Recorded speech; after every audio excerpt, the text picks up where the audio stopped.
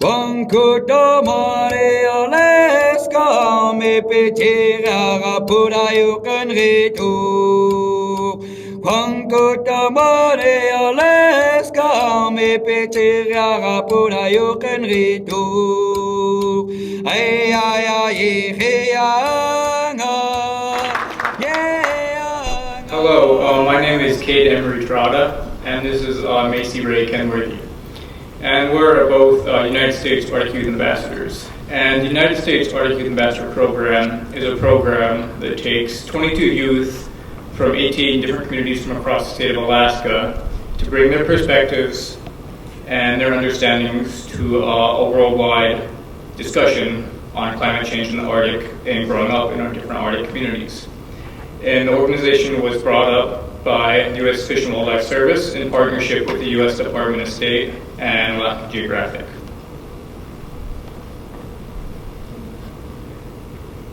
So the Arctic Youth Ambassadors Program has given us each a number of different opportunities. We've had ambassadors represent as coaches at the junior NBA camp on the Terada Reservation, which is the bottom left picture of an ambassador speaking to the students. We've represented at the Arctic Science Summit Week in Fairbanks, which is the bottom right picture. The Arctic Frontiers Conference in Norway, we have an ambassador representative there right now. The Fulbright Arctic Week in Washington, D.C., the Ocean Life Forum, and much, much more. We've had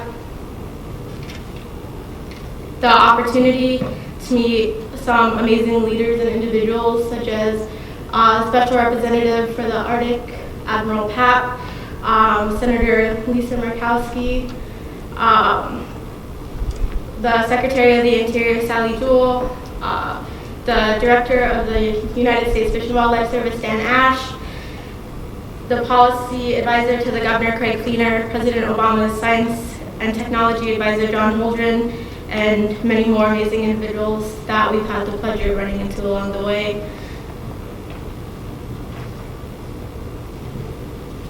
Hello again. As I said again, my name is Cade Emery Terada. I am a Nisei, also known as a second-generation Japanese American. I'm from Dutch Harbor, Alaska, located approximately 800 miles southwest of Anchorage in the ocean chain.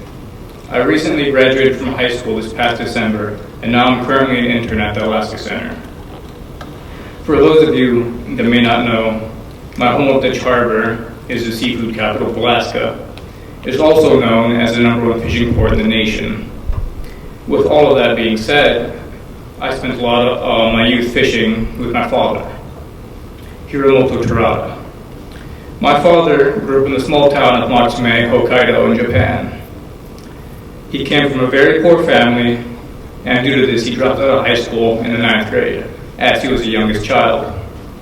And at that moment, he turned his hobby of fishing into a profession. And at the age of 57, he still currently works in the same very profession of fishing.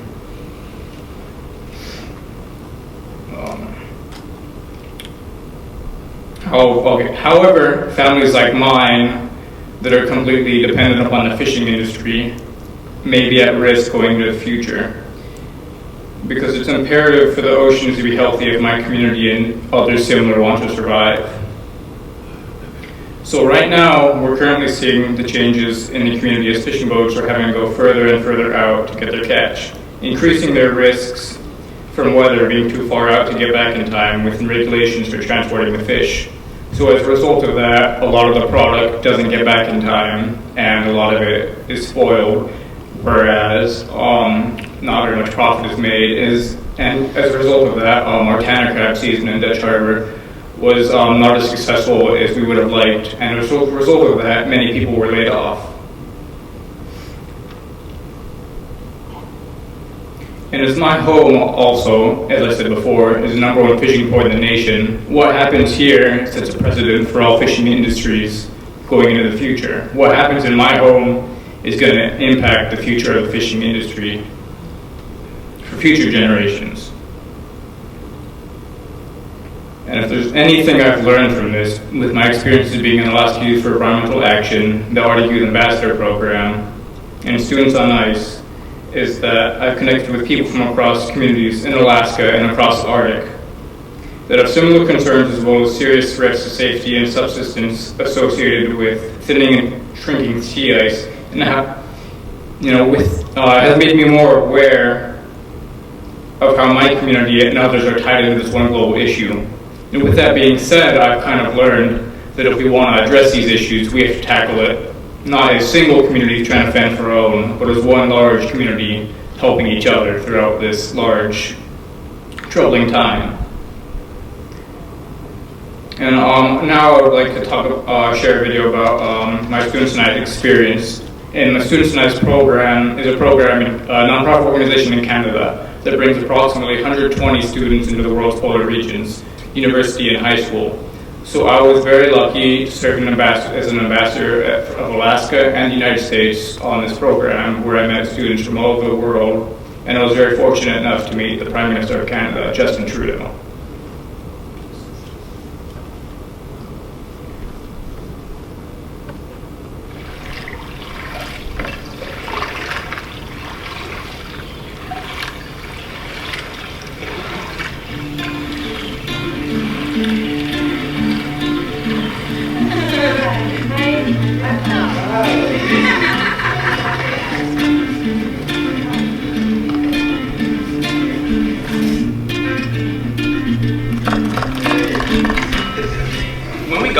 Actually passed through this arch made of two large whale bones, and I just found that pretty. It was just so amazing to be welcomed, even though we're from another part of the world. And it is absolutely gorgeous. You can see the mountains in the distance and icebergs speckled on the far side. I find it beautiful, and I'd like to move to Greenland someday.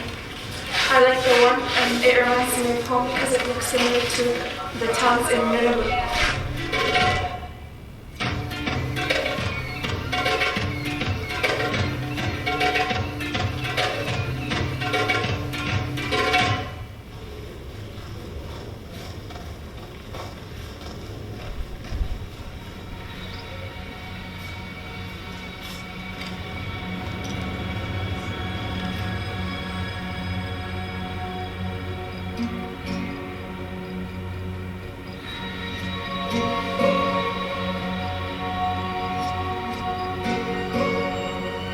Unbelievable. Just ice for miles around. I can't even describe it. I feel so lucky to be here. This is like nothing I've ever seen before. Like, we went up the boardwalk and just seeing all this like magnificent beauty is crazy. I'm ready for the green screen to come down. Yeah, I'm ready to just wake up and it's the same.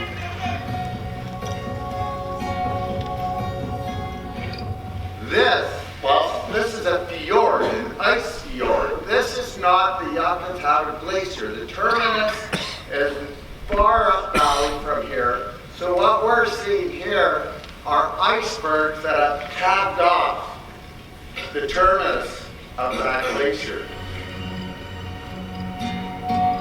Obviously, looking at this, you wonder what's going to happen, and you want to know how to fix it, how to make things better all the time. Let's say I want my kids to like feel what I'm feeling and see the same thing, but if we don't make a change, like that's not going to happen.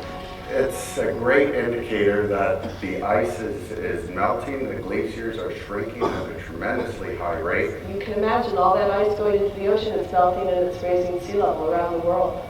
So even though it's this very local climate change, it has global impacts. We should like look forward and not just look now and just have like little blinders on the side of our eyes, and we have to look forward for like our kids and their kids. Like humans are so for themselves, you know, but it makes you realize like, no, you're all together.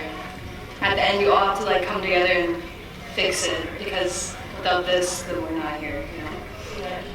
By being here and experiencing this place, I want them to remember that this is a dynamic environment that we're living in, and if we change the system, if we change the natural system, it's going to have dire consequences.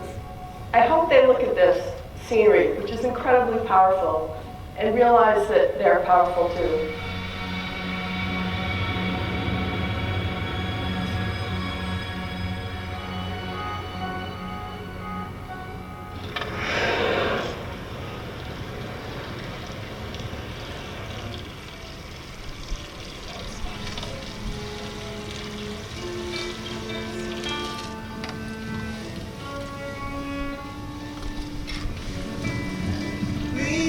warm rays of your cherry.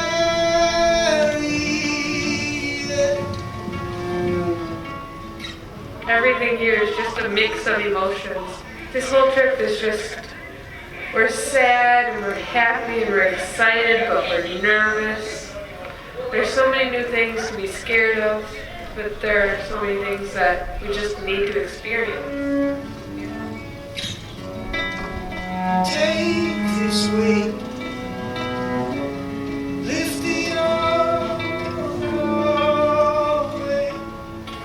I think that with all the people I've met here, I think the future is going to be in good hands.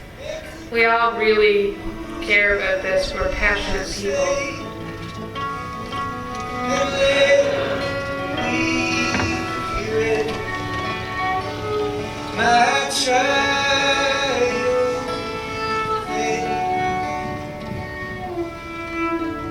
close your eyes. A fantasy is right.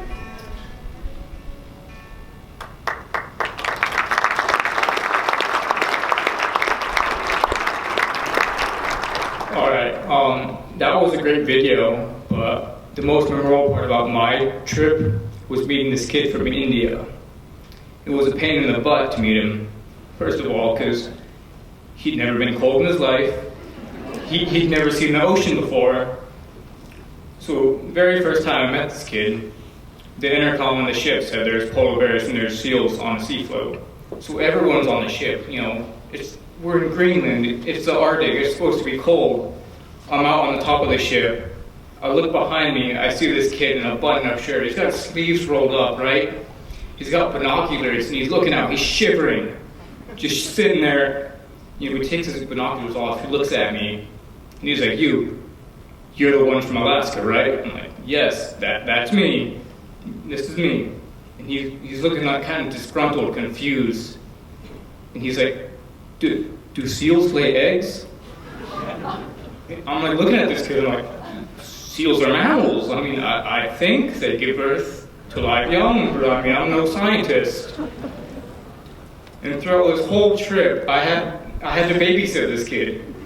He'd never seen the ocean before. The first time when we were on the Zodiacs, he put his hands in the water and drank it. He didn't know. And it was the most frustrating thing in my life. You know, we would go on the beaches, there'd be a glacier, you know, there'd be water melting off of it. You know, everyone, you know, is enjoying their time. Then Sahil's running around in shorts. He goes and runs under the water, you know, the melting glacier water in the waterfall, and he's showering in it. And I'm like, Sahil, what are you doing? You know, and his response to me was, I'm from India. I've never seen seals. I've never been cold in my life. I've never seen the ocean. I want to experience the cold, and hopefully I can bring it back with me. He says, if you want to know about tigers, come talk to me. If you want to know about heat stroke, come talk to me. But this world is completely new to me.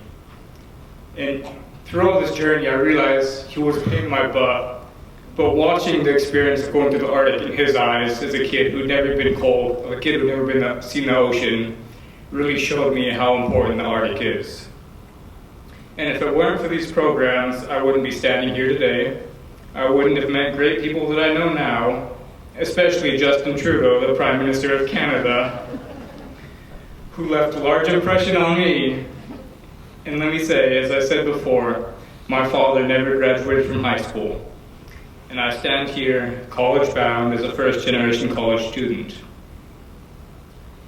And I wouldn't be here if it weren't for my involvement in these programs. And I can't say thank you enough. And I hope to come back to Alaska someday and represent my state as a senator in DC, hopefully, as I've gotten more involved in politics as a result of these organizations alike. And I would like to say thank you to all. And I'd like to introduce Macy Kenworthy.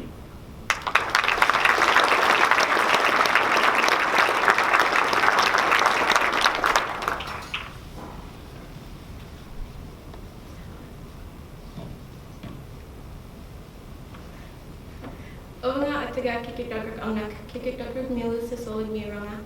my name is Macy Ray Kenworthy. I'm a 20-year-old university student from Kotzebue with Youth in Sisilic.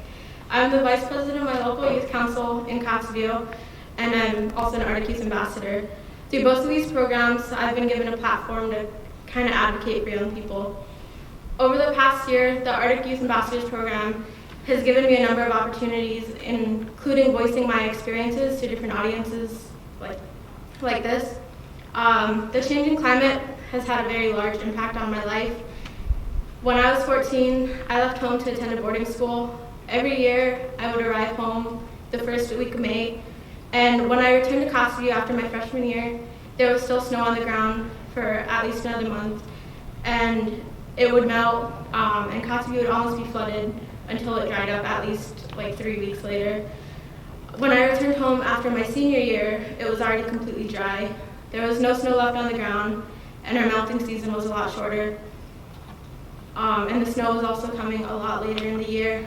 This year, on Halloween, October 31st, children were trick-or-treating on foot with their friends with almost no layers on.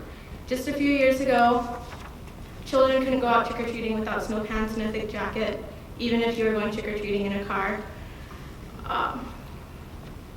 This year there was just so little snow and temperatures were way above freezing. There were puddles on the ground.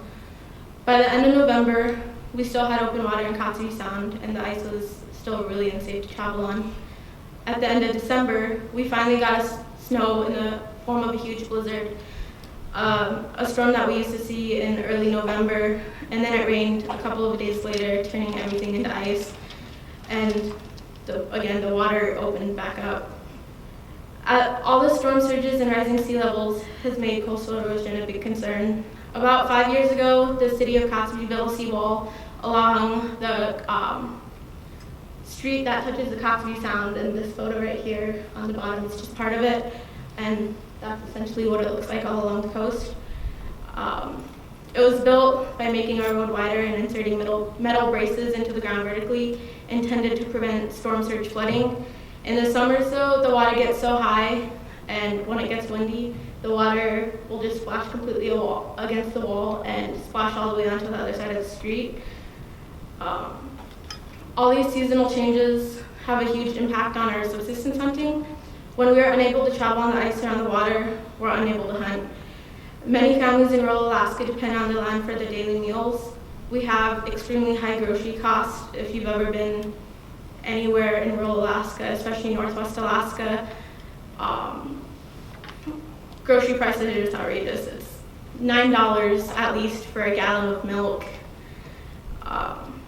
And so it's just really hard to live off of the grocery store, as many jobs don't provide high enough wages to support a family, and many communities don't have enough jobs for everyone in the community. And so it makes subsistence hunting and gathering a necessity. And along with meeting our basic nutritional needs, subsistence hunting is also a huge part of my Inupiaq culture. Through subsistence, we learn a lot of our values as they are passed down through the generations. Currently, in many rural villages, there's a large generation gap. A lot of the older generations used to blame more the teenagers for clinging on to new Western technologies and ideologies. However, a lot of our elders now are starting to realize that the gap was in part caused by the fact that elders are trying to figure out what's happening, and they're trying to adapt to all these changes. And since they don't really know what's going on, it's really hard to teach a younger generation how to go out, how to read the ice, how to watch for the weather when you can't do it yourself because everything's changing so rapidly. This feeds into the loss of culture we're seeing that has different causes than the culture loss my parents and grandparents faced with missionaries. With all the loss we are experiencing through the changing seasons, we're also seeing a lot of revitalization with things like language, dancing, and even traditional tattooing. Through the program, I've personally been able to attend a lot of conferences and host workshops about youth involvement. I've attended the National Park Service Bible Blitz program hosted at Serpentine Hot Springs, where I was able to talk with young people and help nurture their interest in the outdoors. And the bottom right photo is a picture, it was a panorama of outside of our cabin at the hot springs, and that's where we stayed for a week. I also received the opportunity to attend senior Arctic officials meetings and sit at the Alaska Main Roundtable as one of 2 youth and discuss possible collaboration opportunities. During that trip, I had the chance to connect with students from Baxter Academy on a 4-day sailing trip on the Arctic schooner Bowdoin, which is the left picture on the top was our student crew, and the bottom left picture is the schooner itself. Following that trip, I attended the Arctic Circle Assembly in Reykjavik, Iceland, where I hosted a youth workshop. The top right photo is of all the youth that participated in the workshop. The Iceland trip was really impactful for me. During every single plenary session, they talked about including youth into the programs, conferences, and all the meetings that scientists and policymakers are hosting, but none of the plenary sessions or workshops, except for the one I was able to help host with National Geographic and the Students on Ice program, included youth. So again, they all talked about figuring out ways to include youth, but none of them did, and there were a lot of young people at this conference. So this brings me to the importance of youth involvement. When our current senators and tribal leaders and corporation presidents retire, we're going to be left to deal with the decisions they all and you all as scientists make today.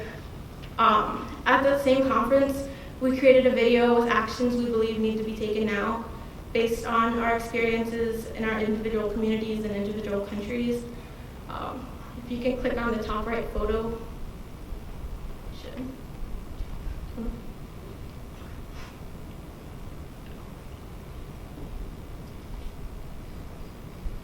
I was only available on Facebook.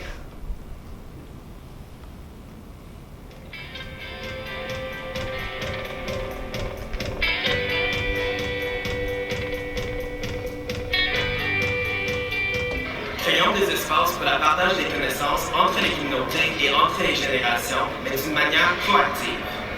Improve and modernize infrastructure. Educate non-Arctic citizens. Utdanna inbyggare i Arktis. Die Bewohnerinnen und Bewohner der Arktis sollten nicht nur am Diskurs teilnehmen, sondern ihn sogar leiten. Lisätä ympäristötietoisuutta. Include indigenous leaders and cultural knowledge in our classrooms. Vote for scientifically literate politicians. Create a space for youth voices to be heard. Incorporate our perspectives into decision-making practices. Zapojiť technológiu do procesov na rozšírenie lekárskeho prístupu a dostupnosti medicínskeho prostredia. Requiring corporations to protect the environment and engage with science. J'imagine un article avec une influence personnelle sur le reste des pays du monde.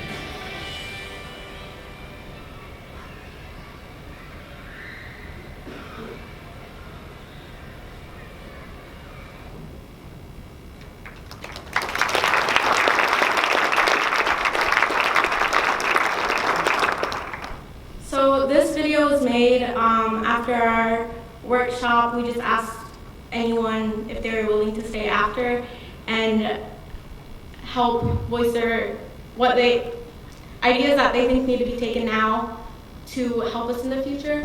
And so these are just some of the ideas and broad statements that they came up with. But the main message we wanted to get across with this was that young people aren't necessarily the future.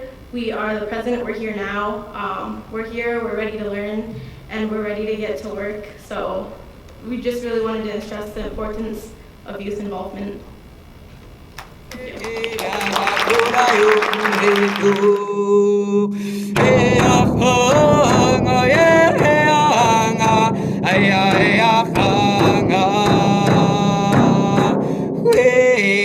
You